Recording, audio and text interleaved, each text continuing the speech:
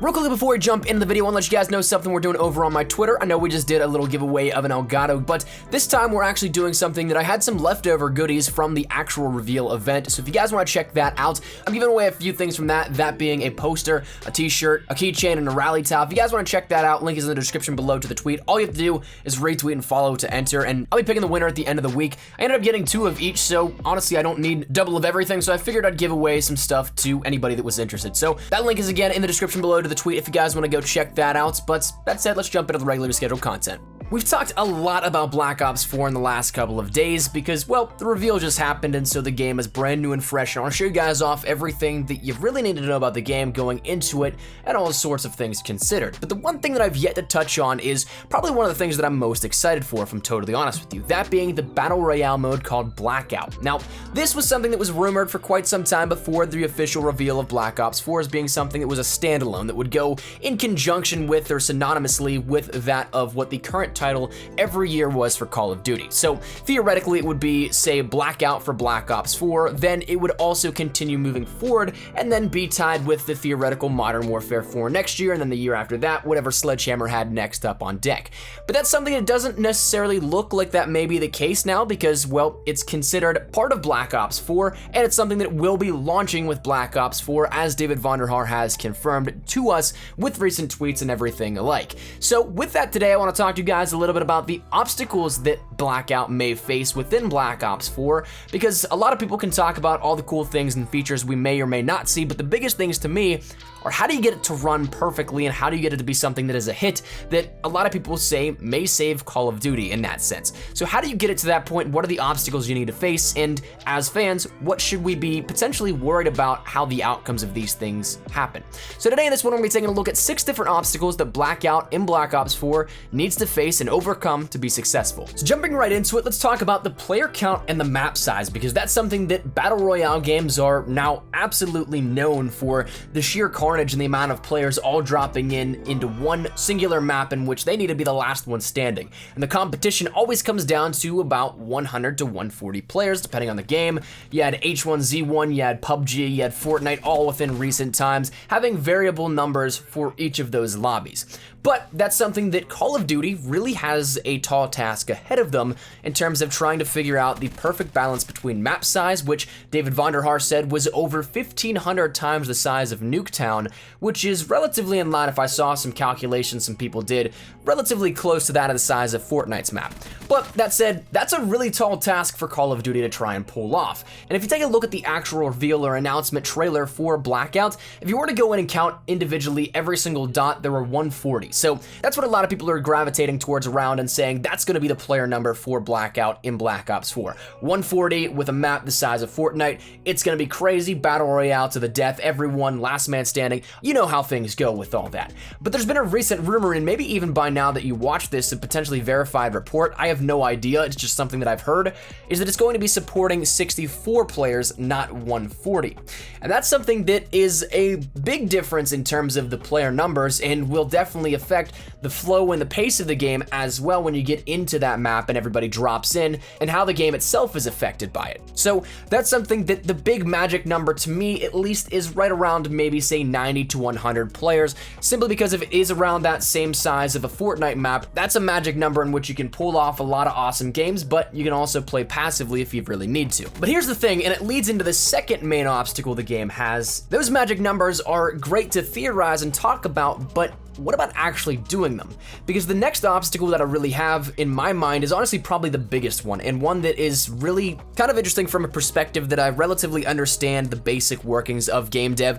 I know a lot more than just somebody off the streets, but I also don't know it enough to 100% say it's impossible. But that said, Call of Duty's engine is the same thing year over year. It's just built upon and expanded upon in different ways, but it's not ever a brand new engine. And realistically, the engine that's run Call of Duty is quite old and honestly is outdated in a lot of different ways. But when you take what a battle royale needs, that sheer amounts of just a massive map and all the players and the environments interacting alongside with that, it might even be too much for the Call of Duty engine to run. Now, Call of Duty runs on an old ID Tech 3 expanded engine, of course, making it so that it's modified every single year over so that it can withhold everything the game may have on it. But the one big thing that really comes down to, in my mind, if you guys remember back within the launch of World War II, we had a lot of issues with the player count and the actual just gravity of the headquarters and being that landing zone for every single game.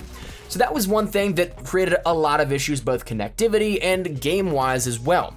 And that's where I start to have the worry that maybe it won't be able to handle it moving forward, because if you have some issues with 48 players in one single map, well, what about trying to get up to that magic number of 100 and 100 plus? That's really going to be a major challenge for the engine itself. And if you take a look at any of the other prominent BR games out there, Fortnite runs on the Unreal Engine, PUBG runs on Unreal 4, H1Z1 runs on Forge Lite. Those all are different engines that are a lot more not only newer and up to date, but they're also a lot more powerful in the sense of they're built for massive and huge projects to go in depth with both graphics, environments, map sizes, all that kind of stuff. And basically put, it's just a lot more heavy duty than the ID Tech 3 engine that Call of Duty runs on. And this is where I kind of get a little bit worried whenever they say that it's tethered as a mode within Black Ops 4, because if it were a standalone thing that Raven was rumored to be working on as its own separate identity, that was not only one thing that we were going to talk about in just a second as well, where it could potentially be free, where it generates its revenue off of cosmetics,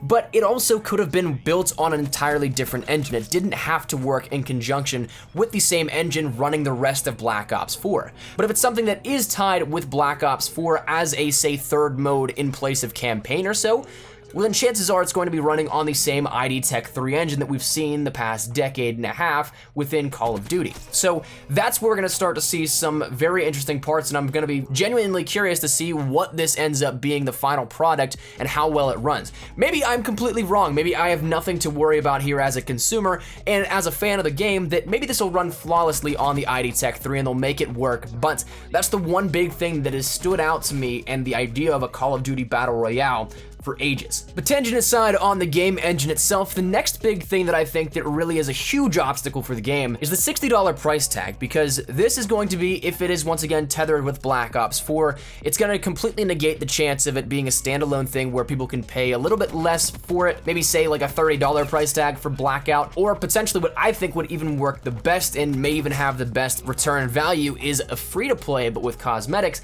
That's something in which a $60 price tag is going to be a hard bargain for some people. Of course, yes, you still get the multiplayer, yes, you still get zombies and all that kind of stuff, but if you're trying to reach a market outside of just the regular Call of Duty fans, well then Blackout is honestly going to be something that is a very steep price tag for them, because you have PUBG, which I believe launched at $15 to start, and then it was at $30, I think, is the full price. You have Fortnite, which is free to play and absolutely dominating the market at the moment. You had H1Z1 costing only a little bit of cash, but I think they actually upped the price tag once they finally got out of air quote beta, but that's a whole different story for a completely different day. But regardless, that's something that competition may have the immediate leg up because they're not as expensive. Maybe if Blackout is done absolutely perfectly, there might be a little bit more of a initial push for the general gaming community to jump in and play it.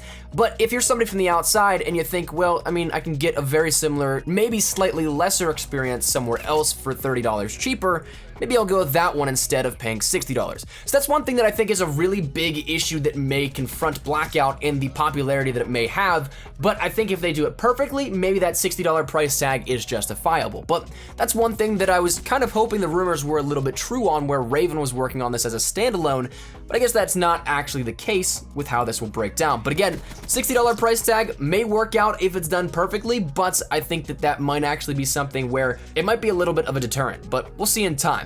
The next thing, though, that I really want to talk about deals with something that is just gameplay itself-wise. David Vonderhaar confirmed that it will be first person within Blackout and not a third person point of view. That's one thing that really helped make Battle Royales a little bit more prominent, is the fact that there's just a lot more in the breakaway of how you can view the map in the area around you as third person. I know that I 3P corners all the time in, say, Fortnite or PUBG. I did it a ton within H1Z1. That was actually something that was really sometimes overpowered, if you want to put it that way. But there are different ways that first person can work. PUBG implemented first person point of view servers, each one had a toggle where you could go first person as well. So it can be done. It's just going to be a little bit different than the mold that Battle Royales present at the very moment in today's industry. So hopefully that works out and it doesn't cause too much of a distaste or dissatisfaction with players whenever they come across it, but it'll be interesting to see how that one breaks down. The next thing though is one that was talked about at the reveal event, but score streaks. Apparently there's gonna be a score streak system within a battle royale with Blackout, and that's something that honestly is a little bit worrisome because maybe you end up slaying out all game, maybe you end up, say, playing passively or you're close to winning, but then automatically you end up just getting taken out by an attack chopper that somebody may call in.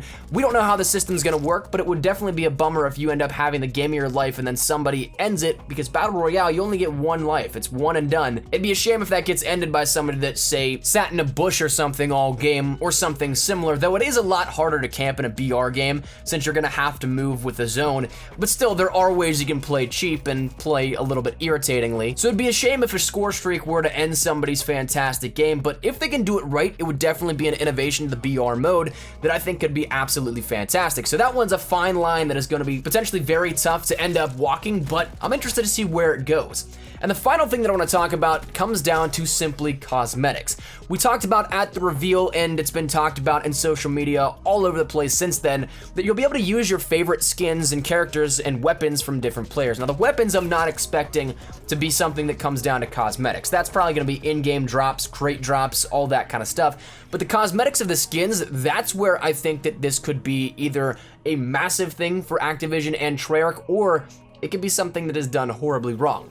I think that if you're going to take the cosmetics, you're going to make it available for zombies players, your favorite campaign characters, all that kind of stuff from the 10 years of Black Ops. If you throw those in, it'd be awesome to see an unlocking system similar to, say, a battle pass or something like that, or a market in which would allow you to just simply buy whatever things you want, whether that be weapon camos, whether it be actual cosmetics and skins for your character, which at first person, I don't know how that'd work out all that well, but do not, for the love of everything, lock them behind supply drops. I think that that is something that this can be maybe the halfway point between getting rid of supply drops and going to a sheer marketplace system, but I guarantee that if they do this, it will still sell a ton of skins, they'll still make a ton of money off it. You don't need to lock things behind an RNG paywall that more often than not will result in disappointment. So for this final obstacle, just to kind of wrap it up, I think that honestly the cosmetics just need to be done in a manner that is acceptable, something that is not locking everything behind supply drops, and if there's a system in place that you can end up getting them, earning them, and maybe even just buying them outright, I think that'd be the best way to do it. But that said, those are my 6 obstacles here that I think Blackout really has to face, and hopefully they can overcome, because I want the absolute best